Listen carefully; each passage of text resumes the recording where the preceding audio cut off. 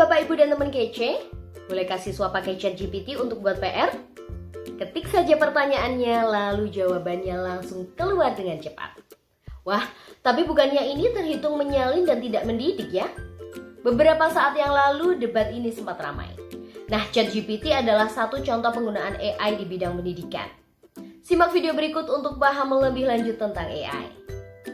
Selain ChatGPT, masih banyak aplikasi AI lainnya yang berdampak positif dan bermanfaat bagi guru dan siswanya.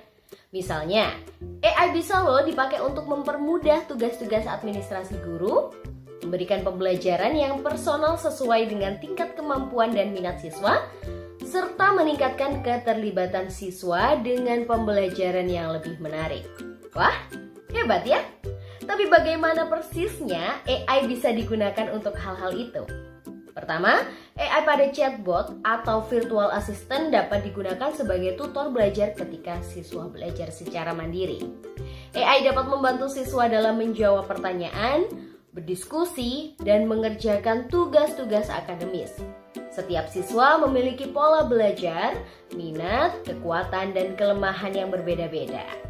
AI dapat mengidentifikasi kebutuhan belajar mereka, kemudian menyesuaikan materi pembelajaran dan tugas dengan kebutuhan masing-masing siswa. Dengan begitu, proses belajar menjadi lebih bermakna dan tepat sasaran.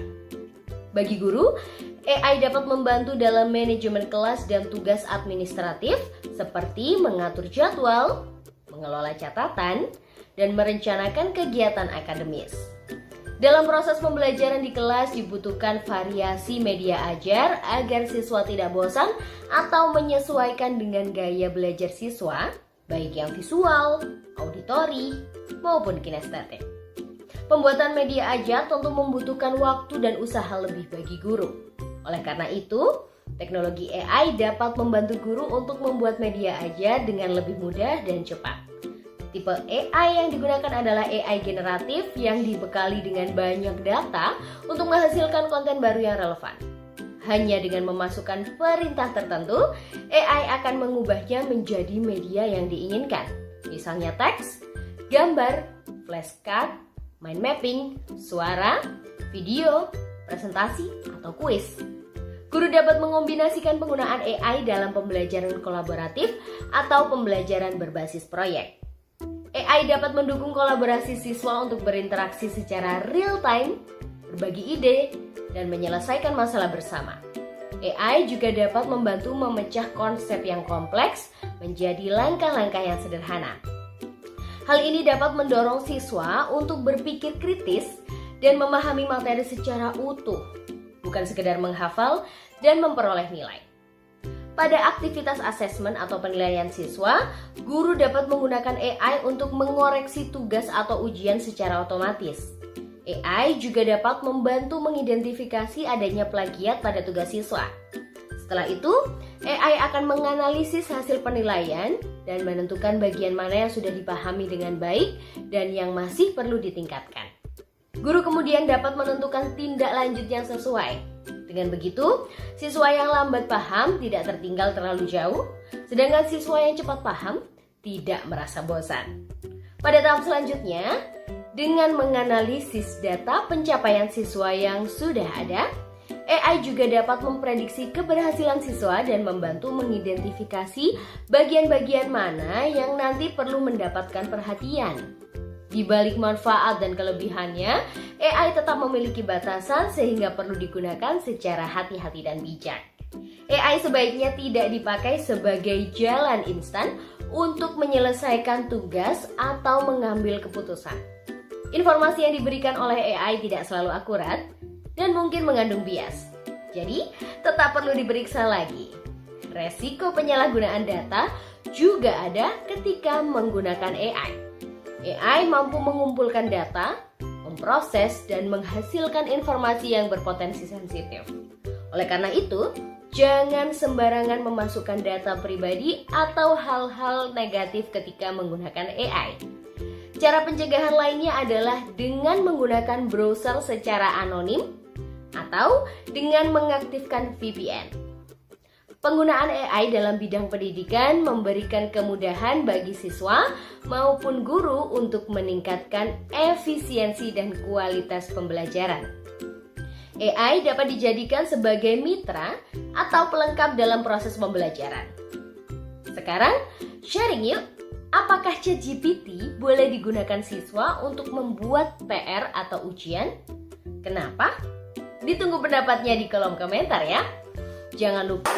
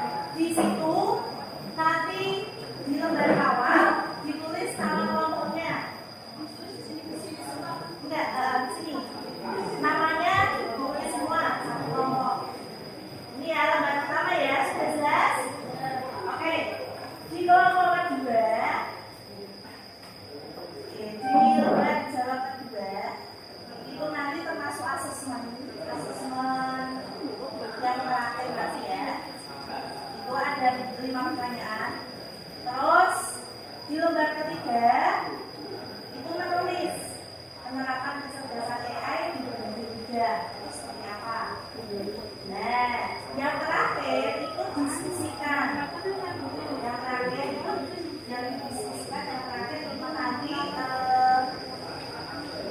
apakah penggunaan AI digunakan benar lebih banyak manfaat atau justru menimbulkan dampak negatif bagi siswa. Itu nanti di lembar paling bawah itu kan ada kelompok pro dan kontra. Ini saya bagi, ini pro, ini kontra, ini kelompok pro, yang sini kontra. Maksudnya seperti apa? Berarti kalau yang pro itu setuju kalau AI itu banyak manfaat. Kalau yang kontra berarti tidak setuju karena AI mengandung banyak material atau dampak negatif. Oke, sudah jelas sampai di sini? Sudah ya? Oke, selamat menjaga. Waduh. Ya, oke, ya. Kasih makan.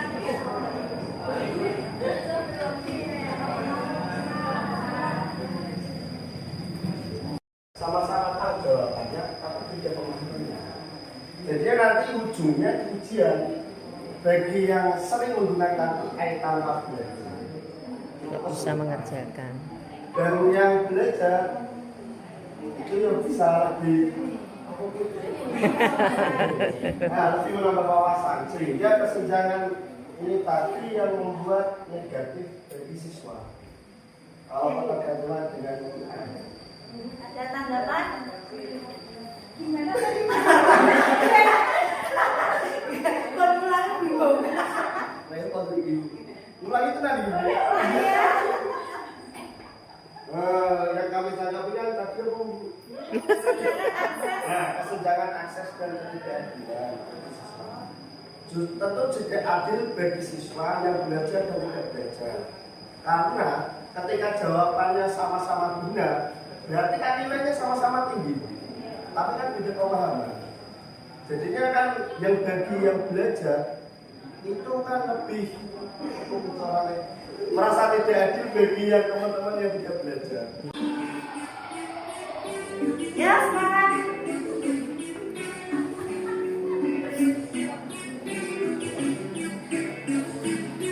Lagi ya. Jangan diputar-putar.